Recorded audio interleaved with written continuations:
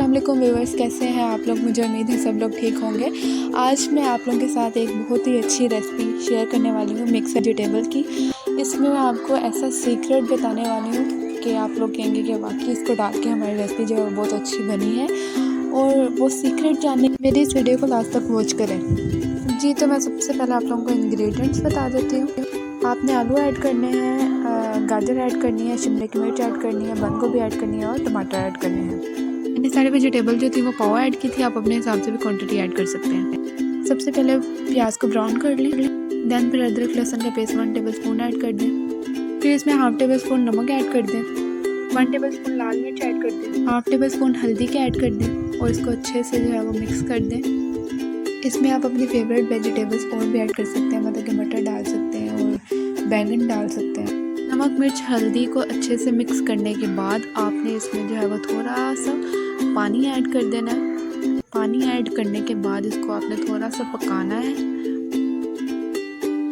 फिर इसमें आपने सबसे पहले टमाटर ऐड करने हैं।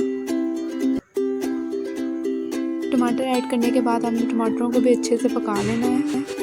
जब टमाटर अच्छे से भुन जाए तो फिर आपने आलू ऐड करने हैं। आलूओं को भी आपने अच्छे से जो है वो भूनना है पहले 5 मिनट के लिए। आलू जब आपके 5 मिनट के लिए आप भून लें, फिर आपने जो है वो इसमें गाजर ऐड कर देनी है। गाजरों को भी आपने अच्छे से मिक्स करना है इसमें। जब अच्छे से मिक्स हो जाएगा तो आपने जो है वो 5 मिनट के लिए हल्की आंच पे आपने दम पे रख देना पकने के लिए।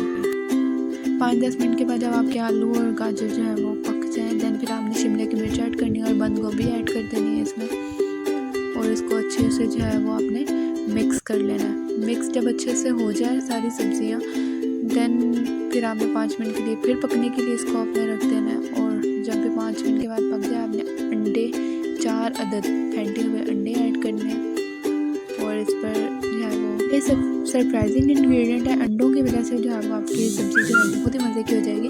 इसके बाद आपने गरम मसाला ऐड करना है 1/2 टेबलस्पून और हरा धनिया ऐड कर देना है। इसको 5 मिनट के लिए आपने पकने देना है। देन फिर आपने इसको अच्छे से जो है वो अंडों को पूरी सब्ज़ी में मिक्स कर देना है।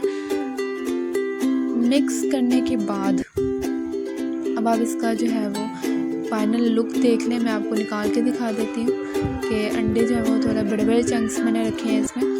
और मुझे उम्मीद है आप लोगों को मेरी ये वीडियो रेसिपी अच्छी लगी होगी। मेरे चैनल को जल्दी से सब्सक्राइब कर दें, बेल आइकन को प्रेस कर दें और मुझे फीडबैक पे ज़रूर बताइएगा कि आपको ये रेसिपी कैसे की लगी।